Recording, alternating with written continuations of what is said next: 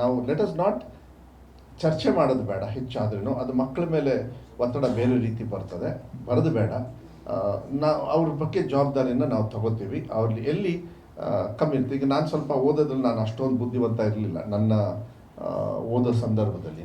ಅದಕ್ಕೆ ನನಗೆ 5ನೇ ಕ್ಲಾಸಿಂದ ಸೆಂಟ್ ಚಾರ್ಲ್ಸ್ ಸ್ಕೂಲಿಗೆ ಹಾಕಿದ್ರು. ಅಲ್ಲಿ ಸ್ವಲ್ಪ ತಲೆಹರಟೆ ಕಮ್ಮಿ ಆಯಿತು. ಆಮೇಲೆ ಶಿವಮೊಗ್ಗಕ್ಕೆ ಸೇರಿಸಿ ಬೆಂಗಳೂರಲ್ಲಿ ಓದಿದೆ. ಆಮೇಲೆ ನಾನು ಫೇಲ್ ಆಗಿದ್ದೀನಿ. ಅದೇನು ಭಾಳ ಫೇಲ್ ಆಗೋದು ದೊಡ್ಡ ವಿಚಾರ ಅಲ್ಲ. ಫೇಲ್ ಆದಮೇಲೆ ನಾವು ಜವಾಬ್ದಾರಿ ತೊಗೊಂಡು ಮುಂದೆ ಹೋಗ್ತಕ್ಕಂಥದ್ದು ವ್ಯವಸ್ಥೆಯನ್ನು ಬರೀ ನಾನು ಮಾಡೋದಲ್ಲ, ನನ್ನ ಪೇರೆಂಟ್ಸ್ ಮಾಡಬೇಕು. ನನ್ನ ತಂದೆ ತಾಯಿಯವರು ಮಾಡಿದರು, ನನ್ನ ಜೊತೆಗೆ ಟೀಚರ್ಸ್ ಮಾಡಿದರು, ಆ ಶಾಲೆ ಮಾಡಿದರು, ಆ ಸ್ಕೂಲ್ ಮಾಡಿದರು, ಆ ಕಾಲೇಜ್ ಮಾಡಿದರು. ಅದಕ್ಕೆ ಒಂದು ರೀತಿಯಲ್ಲಾಗಿ ಇವತ್ತು ನಿಮ್ಮ ಎದುರುಗಡೆ ಅಟ್ಲೀಸ್ಟ್ ಒಬ್ಬ ಒಳ್ಳೆ ಮನುಷ್ಯನಾಗಿ ಕೂತ್ಕೊಂಡಿದ್ದೀನಿ ನಾನು. ಅದನ್ನು ಕೊಡ್ತಕ್ಕಂಥ ವ್ಯವಸ್ಥೆಯನ್ನು ನಮ್ಮ ಇಲಾಖೆಯಿಂದ ನಾವು ಮಾಡ್ತೀವಿ. ಅದನ್ನು ಭಾಳ ಸಂತೋಷ. ಶಿವಮೊಗ್ಗ 3ನೇ ಸ್ಥಾನಕ್ಕೆ ಬಂದಿದೆ. ಎಷ್ಟೋ ಒಂದು ಕಡೆಗೆ ಪಾಪ ಹೇಳೋರು, ನಾವೆಲ್ಲ ಕಷ್ಟಪಟ್ಟು ಓದಿಸಿ ನಮಗೆಲ್ಲೋ ಒಂದು ರೀತಿಯಲ್ಲಿ ಹಿಂದೆ ಆಗಿದೆ ಅನ್ನೋದನ್ನ ಹೇಳ್ಕೊಳ್ಳಾರದೆ ಹೇಳೋರು. ಅದಕ್ಕೆ ಮಾತಾಡದೆ ನಾವು ಕೆಲಸ ಕಾರ್ಯಗಳನ್ನು ಒಳ್ಳೆ ರೀತಿಯಲ್ಲಿ ಎಲ್ಲೆಲ್ಲಿ ಏನೇನು ಕೆಲಸ ಆಗಬೇಕೋ ನಾವು ಮಾಡಿದ್ದೀನಿ.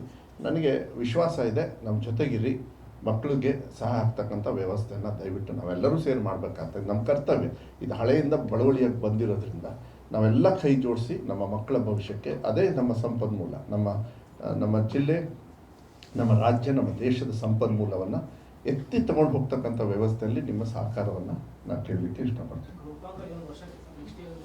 ಇಲ್ಲ, ಅದನ್ನು ಸ್ಟ್ರಿಕ್ಟಾಗಿ ಹೇಳಿದ್ದೀವಲ್ಲ, ಅದನ್ನ ನೋಟ್ ಕೂಡ ಕಳಿಸಿದ್ದೀವಿ. And if you want that note again ಈಗಲೇ ನಾನು ಫಾರ್ವರ್ಡ್ ಮಾಡ್ಬೋದು. ರೈಟ್ ನಾವು ನನ್ನ ಮೊಬೈಲಲ್ಲಿದೆ. ನಾವೇನು ಪ್ರೆಸ್ ರಿಲೀಸ್ ಮಾಡಿದ್ವಿ ನಾನು ಅದನ್ನು ನಿಮಗೆ ಕೊಡ್ತೀವಿ.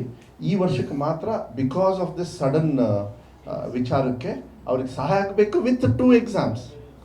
ನಾನು ಹೇಳಿದಲ್ಲ, ಈಗ 2 ಎಕ್ಸಾಮ್ಸ್ ಮಾಡ್ತಾ ಇದ್ದೀವಿ. ಇದೆಲ್ಲ ಸರಿ ಆದಮೇಲೆ ಮೋಸ್ಟ್ಲಿ ಒಂದು ದಿವಸ ಒಂದೇ ಎಕ್ಸಾಮ್ ಸಾಕು ಸರ್, ಯಾಕೆ ಎಲ್ಲರೂ ಸರಿಯಾಗಿದೆ, ಎಲ್ಲ ವ್ಯವಸ್ಥೆ ಸರಿ ಇದೆ ಅಂದಾಗ. ಯಾಕೆಂದ್ರೆ ಎಕ್ಸಾಮ್ ಮಾಡೋದು ರೋಗ ಅಲ್ಲ ಅದು.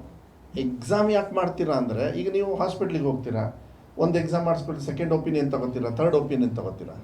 ನಿಮ್ಗೆ ಒಳ್ಳೆ ಡಾಕ್ಟರ್ ಸಿಕ್ಬಿಟ್ರು ಅಂದರೆ ಫಸ್ಟ್ ಒಪಿನಿಯನಲ್ಲೇ ಪಾಸ್ ಆಗ್ಬಿಡ್ತೀರಾ, ಸೆಕೆಂಡ್ ಒಪಿನಿಯನ್ನೇ ಸಾಕು ನೀವು. ಕರೆಕ್ಟ್ ಅಲ್ವಾ? ಮತ್ತು ನಾವು ಹೆಲ್ತಿಗೆ ಮಾಡ್ತೀವಿ ಅಂದರೆ, ಇವತ್ತು ನಾವು ಎಜುಕೇಷನ್ ನಮ್ಮ ಮಕ್ಕಳಿಗೆ ಮಾಡೋದ್ರಲ್ಲಿ ತಪ್ಪೇನಿಲ್ಲ. This is one of the reason ನಾವೆಲ್ಲ ಇದು ಕ್ರಿಯೇಟ್ ಮಾಡಿದಾಗ ದಿಸ್ ದ ವೇ. ಕೆಲವ್ರು ಏನಂದರು 20% ಬ್ಯಾಡ್ ಆಗಿತ್ತು, ಫೇಲ್ ಆದವ್ರು ಫೇಲ್ ಆಗಲಿ ಅಂತ. ಅದು ಸ್ವಲ್ಪ ಹಾರ್ಶ್ ಕಾಣಿಸ್ತು. ಫೇಲ್ ಆದವ್ರು ಫೇಲ್ ಆಗಲಿ, ಮತ್ತೆ ಹೇಗಿದ್ರು ಎಕ್ಸಾಮ್ ತೊಗೊಳ್ಳೋದು ಇದೆಯಲ್ಲ ಅಂತ. ಬೇಡ, ಅವರಿಗೆ 20% ಗ್ರೇಸ್ ಕೊಟ್ಟು ಕೊಟ್ಟಿದ್ದೀವಿ, ಮತ್ತೆ ಎಕ್ಸಾಮ್ ತೊಗೊಂಡು ನೀವು ಮಾಡಲಿಲ್ಲ ಅಂದ್ರೂ ಪರವಾಗಿಲ್ಲ ಅಂತ ಹೇಳಿ ಕೊಟ್ಟಿದ್ವಿ.